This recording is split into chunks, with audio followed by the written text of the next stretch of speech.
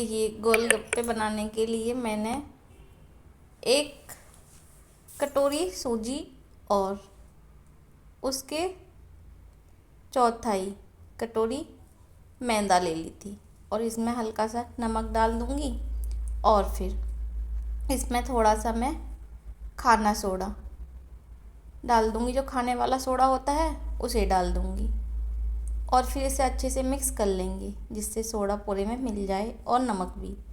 और इन सबको मिलाने के बाद में इसका एक टाइट सा आटा लगा लेंगे।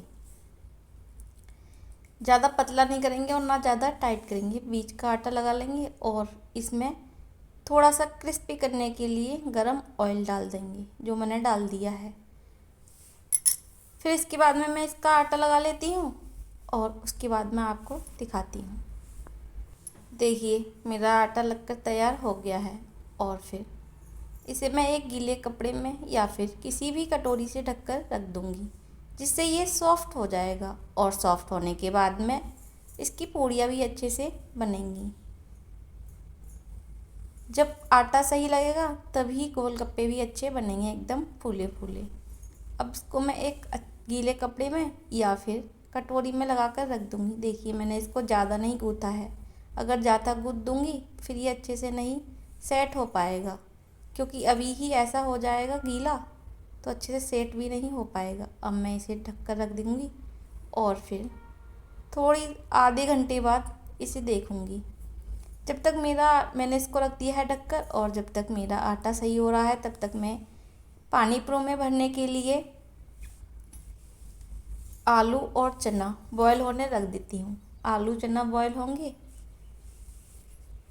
आलू और चना मैंने डाल दिए कुकर में और लगा दिया है ढक्कन। ढक्कन बंद करने के बाद मैं गैस जलाकर मैं उस पर इसे रख दूँगी और फिर इसे 2-3 सीटी ले लूँगी। 3 सीटी तो मिनिमम लेनी ही है।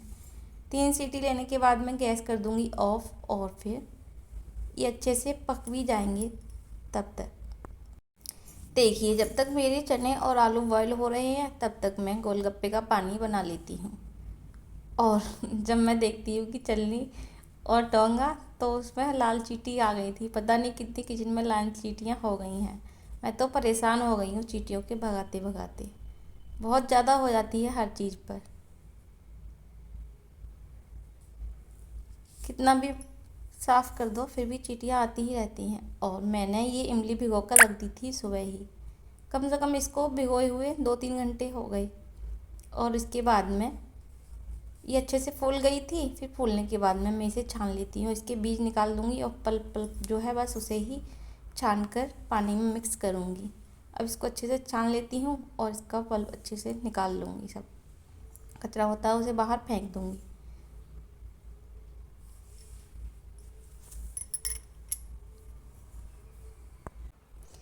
देखिए, इमली का पानी निकल कर बाहर आ गया है। अब मैं इसमें सादा पानी डाल देती हूँ।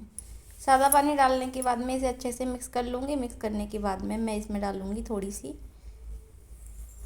कलर, थोड़ा सा कलर खाने वाला ग्रीन कलर जो ठेली वाले सभी डालते हैं। उसके बाद में इसमें थोड़ी सी हींग डालूँगी और थोड़ा सा लाल मिर्च पाउडर डालूँगी, क्योंकि मैं बहुत ज़्यादा चटपटा नहीं बनाऊँगी। मुझे ऐसा ही अच्छा लगता है, हल्का, ज़्यादा चटपटा नहीं। और फिर मैंने डाल दिया इसमें काला नमक। काला नमक डालने के बाद में मैं इसमें डाल देती हूँ सफ़ेद नमक। स्वाद अनुसार नमक आप अपने स्वाद अनुसार डाल सकते हैं और मिर्च भी जिसको जैसा पसंद है। हमें तो कम ही पसंद है तो मैं कम ही मिर्च डालूँगी, लेकिन किसी किसी को बहुत चटपटा पसंद होता है तो वो हरी मिर्च वगैरह भी इसमें पीस कर डाल सकती हैं। इस टाइम मैंने नहीं डाला है, केवल कलर, खटाई और काला नमक, सफ़ेद नमक, हींग का फ्लेवर एकदम बहुत अच्छा आता है ऐसे ही डाल दो तो। और फिर इसे मैं छौंक दूँगी। देखिए, अब मेरा इधर पानी भी छौंक दिया था, उसको मैंने ढक के रख दिया। एकदम टेस्टी पानी बनकर तैयार हो गया है। और फिर मैंने ले लिया है आटा। आटा लेने के बाद में इसे अच्छे से गूँथ लूँगी। जितना ये अच्छे से गूँथ जाएगा उतनी ही अच्छी इसकी ये पानी पूरी भी बनेंगी। तो मैं इसे अच्छे से गूँथती रहूँगी काफ़ी देर तक, कम से कम 10-15 मिनट तक इसे अच्छे से गूँथना है, जब तक ये एकदम से सूजी जो फूल गई थी वो सॉफ्ट ना हो जाए और एकदम अच्छा सा डो बनकर तैयार ना हो जाए इसका। इसे ऐसे ही तेल लगाकर हल्के हल्के हाथों से गूँथते रहेंगे। पानी पूरी वाले भी ऐसे ही बनाते हैं। जब ठेले वाले बनाते हैं पानी पूरी तो वो भी इसे काफ़ी देर तक गूंथते रहते हैं। इसमें मेहनत तो बहुत लगती है, लेकिन बनकर भी काफ़ी अच्छी तैयार हुई थी पानी पूरी, एकदम से रेडीमेड जैसी, ठेले वालों के जैसे क्रिस्पी। इसे मैंने अच्छे से गूंथ लिया है।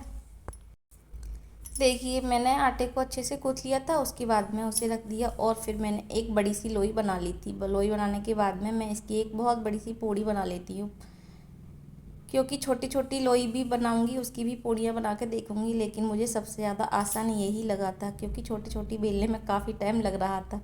इसलिए मैंने सोचा चलो एक बड़ी सी लोई बनाकर बड़ी सी पूड़ी बना लेती हूँ।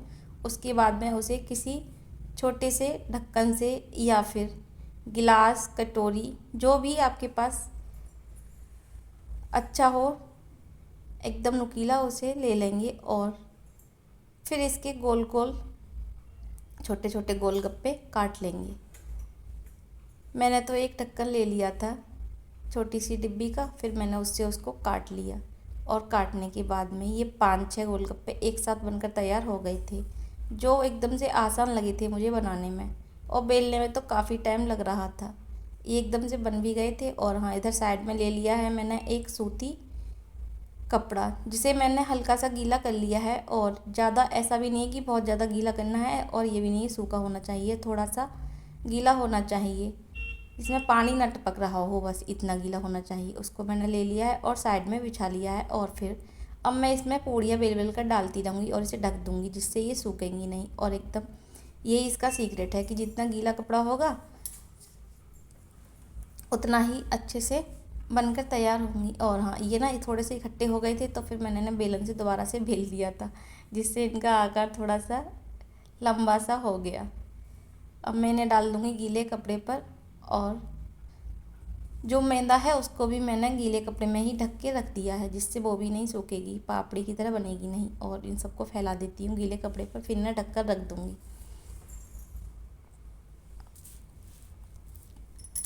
और हाँ, कमेंट में बताना कि गोलगप्पे खाने किस किस को पसंद है। मुझे तो बहुत पसंद है, लेकिन घर के ही। ठेली वाले अच्छे तो लगते हैं सभी को, लेकिन मुझे घर के ही ज़्यादा पसंद हैं। ये देखो मेरे गोलगप्पे बनकर तैयार हो गए हैं। अब मैंने ढक देती हूँ, और ढकने के बाद मैं इसे फिर दूसरा राउंड तैयार कर लेती हूँ, दूसरी लोई बना के पूड़ियाँ बेल के और काट लेती हूँ, और इनको उतनी देर के लिए ढक के रख दूँगी। देखिए मेरी पूड़ी एकदम सब बन के तैयार हो गई हैं, और मैंने सभी पूड़ियों को ढक दिया है।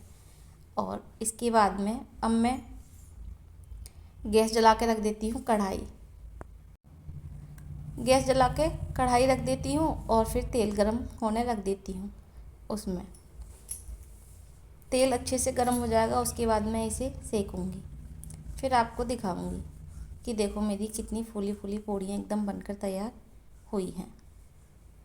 तेल को बहुत अच्छे से गरम कर लेंगे, क्योंकि ठंडे तेल में ये फूलेंगी नहीं, और फिर मुलायम भी हो जाएंगी पूड़ी के जैसे। अगर तेज़ तेल होगा काफ़ी गरम, तो फिर इसे फूलने में भी आसानी होगी। चलो अब मेरा तेल भी गरम हो गया है, और मैं देख लेती हूँ कि तेल अच्छे से गरम हो गया है, और फिर उसके बाद में मैंने पूड़ियाँ डालनी शुरू कर दी हैं। देखो एकदम फूल रही हैं ना। मेरी एक एक पानी पूरी फूली थी, 2-4 ही रह गई थी, उसके लिए मैंने मीठी चटनी भी बना दी थी, और वो भी उससे खा ली थी, वो भी बहुत टेस्टी लग रही थी, मीठी वाली भी। और देखो मेरी सब एकदम फूले फूले और करारे बने थे गोलगप्पे। इसको ऐसे दबाते रहेंगे, अगर दबाएंगे नहीं तो ये फूलेंगी नहीं। एक एक पूड़ी को डाल ली और इसको ऐसे फुला देती हूँ।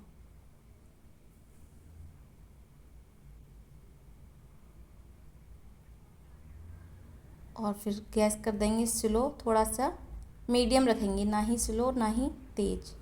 अभी तो फुल पर है, फिर मैं इसे स्लो कर दूँगी, मीडियम में कर दूँगी, और फिर इन्हें अच्छे से तल लेंगे। जब तक ये अच्छे से क्रिस्पी ना हो जाए तब तक इन्हें तलते रहेंगे। इसमें जल्दबाजी नहीं करनी चाहिए, अगर जल्दबाजी कर दोगे तो फिर ये अच्छे से क्रिस्पी नहीं हो पाएंगी और ऐसे ही रह जाएंगी। देखो मेरा पहला गोलगप्पा कितने अच्छे से तैयार हुआ है, एकदम ब्राउन कलर का, जैसे ठेले वालों का होता है उसी प्रकार से। और एक एक करके इनको निकाल लूँगी। और मैंने प्लेट में न्यूज़पेपर डाल लिया था, क्योंकि जो एक्स्ट्रा ऑयल होगा वो सब उस पर निकल जाएगा। चलो अब मैं बना लेती हूँ, उसके पास मैं आपको दिखाती हूँ। देखिए मेरे सभी गोलगप्पे बनकर तैयार हो गए थे और एकदम से कितने क्रिस्पी बने थे। ये देखो कितने क्रिस्पी बने हैं, एकदम फूट गए थे हाथ में ही। गोलगप्पे बनाने के बाद में फिर मैंने कढ़ाई धुल के दोबारा से रख दी थी और फिर उसमें लगा दिया हल्का सा तेल और थोड़ा सा जीरा और उसमें चना और आलू अच्छे से मिक्स करके डाल दिए। अब इनको अच्छे से मिक्स करके इसमें हल्का सा नमक, हल्की सी लाल मिर्च और हरी मिर्च काट कर मैंने डाल दी थी। और टुक टुक की वजह से थोड़ा चटपटा तो नहीं बनाया था, हल्का ऐसा ही बनाया था। और देखो अब मैं लगा लेती हूँ प्लेट। मेरा सब कुछ बन के तैयार हो गया है। मीठी चटनी, खट्टी चटनी, लाल चटनी मैंने बनाकर तैयार कर दी थी। और ये अब मैं ये प्लेट लगा लेती हूँ, इसमें डाल लेती हूँ लाल चटनी, गोलगप्पे और ये पानी। और हमारी टुक टुक भी मेरे आसपास ही घूम रही थी और फिर मैंने रख दिया। थाली बनकर तैयार है, आ जाइए आप लोग भी खा लीजिए गोलगप्पे। चलो अब मैं इनको दे देती हूँ और इनसे पूछती हूँ कि कैसे बनी है। देखने में तो बहुत स्वादिष्ट लग रहे थे और खाने में चलो पता चले। बनाते बनाते शाम हो गई थी तो सोना भी आ गए थे। और फिर देखिए मेरी प्लेट एकदम से कितनी सुंदर लग रही है देखने में गोलगप्पे की।